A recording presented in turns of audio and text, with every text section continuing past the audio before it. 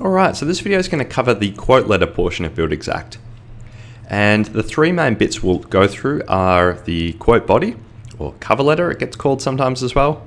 We'll go through the terms and conditions, and we'll go through the print options, which really controls how much detail your quote has.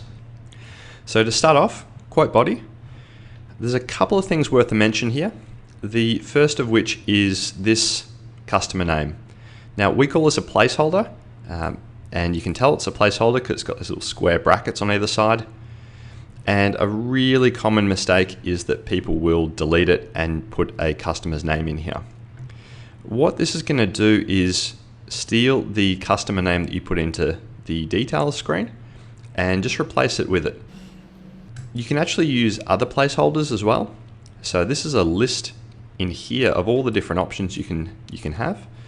And the whole idea is that you can have more or less the same quote letter, and you can have the key information like the address and the quote total and the customer's email, etc.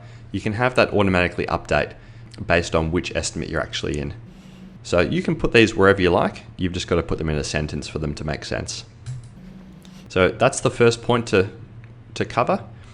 The other is that, and it kind of follows on from that placeholder idea, the idea is that we want to be able to preset and template quote letters.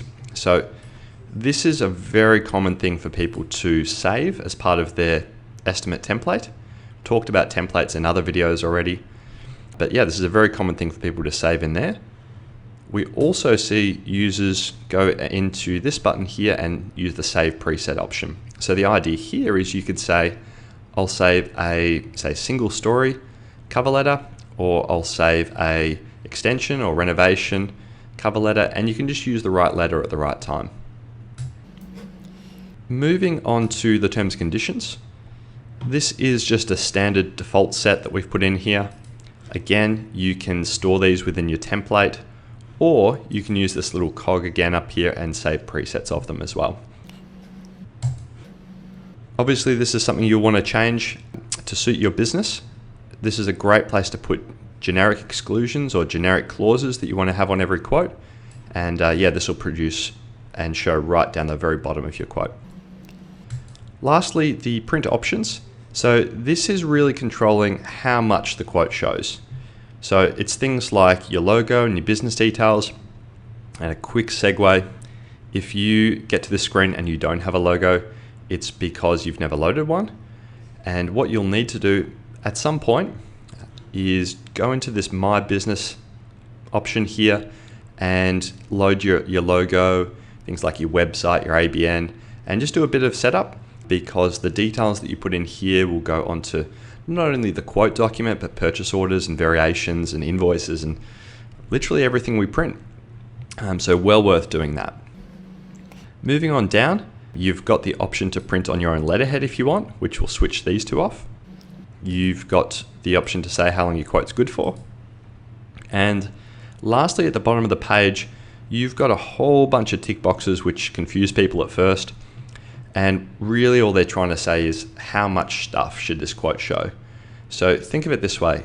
You can show or produce a quote that has almost nothing on it and you'd have pretty much everything off. Or you can be on the other end of the scale where you show and produce a quote with literally everything on it, and it's just really, really detailed. You can then jump somewhere in the middle of that and show the level of detail that you're kind of comfortable with. I'm going to go through these options, and I'm going to start from the bottom up. So the bottom one is, or the bottom group is, do I want to include all the quoted items from each category? And what that means is, in the estimate costings, under each cost category I did, do I want to show the customer each and every single item I did? And if I do, then these kind of sub items become relevant, and I can choose how much extra detail beyond that I show. In my case, I'm going to say, nah, don't bother with that, because what I did when I was costing was go through and use the little S button in this screen to pick which items should go into my specifications.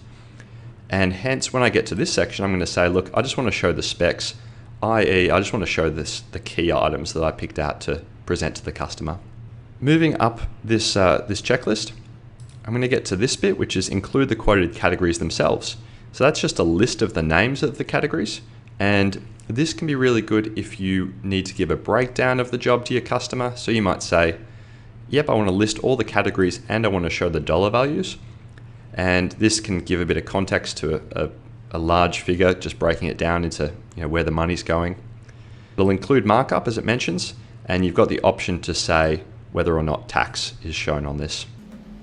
I'm going to include this in my preview quote. And then lastly, the specifications. I've touched on this a little bit, but I really just want to touch on these other 2 points here, which is, do I want them to be numbered? And I'll say yep for this one. And do I want them to have initial sections? And I'll say yes for that as well, and I'll talk more about that in a sec. Going on up, I'm going to use this print button, and key point here is it's always print preview when you are hitting this print button. It doesn't just shoot straight out of your printer, it's going to pop onto your screen first.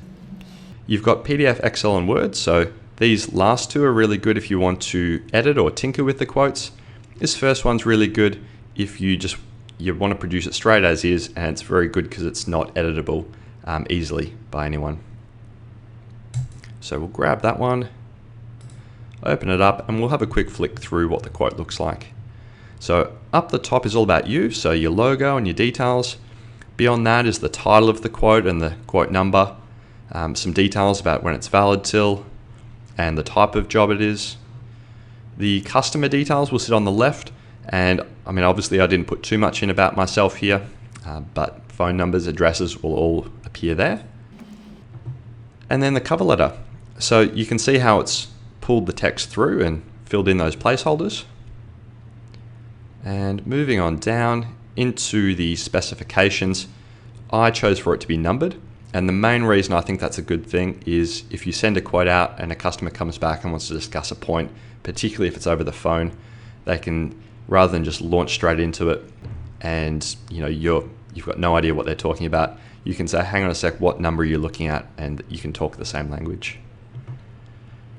You'll see those images we put in, and what they will do is take up about half of a column, and small images, we don't stretch them out because they look a bit rubbish that way, but large images, which usually is what you'll end up getting, we will compress them a bit to make them fit that half column rule.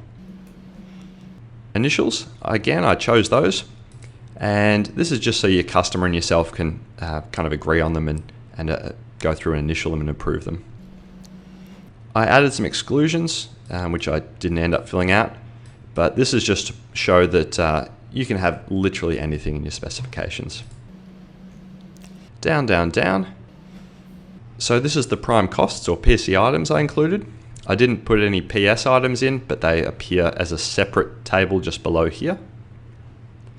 And the only point really to make here is the cost we put against each item. So when I put the oven in, I put it as $1,000. And what it's showing here is that cost plus tax. Obviously here is 10% Australian tax. If you're in New Zealand, it would be slightly differently added. But what we're trying to do is just show the customer the sticker value of that. i.e. if they then go to your Bunnings or your Harvey Norman or wherever, they can compare apples and apples or ovens and ovens and get an idea of equivalent ovens in that exact price range, rather than seeing a price that's got markup in it and is too high and then kind of aiming a bit too high and picking an oven that's too expensive. Down some more. So the quoted categories. So I chose for this to be on. This is very much personal preference. This just shows marked up figures and is a great way to give a bit of context of where all the money's going. I obviously left some figures in here that I would probably remove. Down a bit further, we get our terms and conditions and our final figure. And again, you can customize these terms and conditions as you need. One thing we often see people do, because this appears right at the bottom, they will use the placeholder for the quote total and put this figure also in the quote letter at the very top. Awesome, so that's our quote. Keep in mind, this is just one way of showing it. You can absolutely play with these tick boxes, present it a bunch of different ways, and you'll find a way that suits your style. Thanks very much.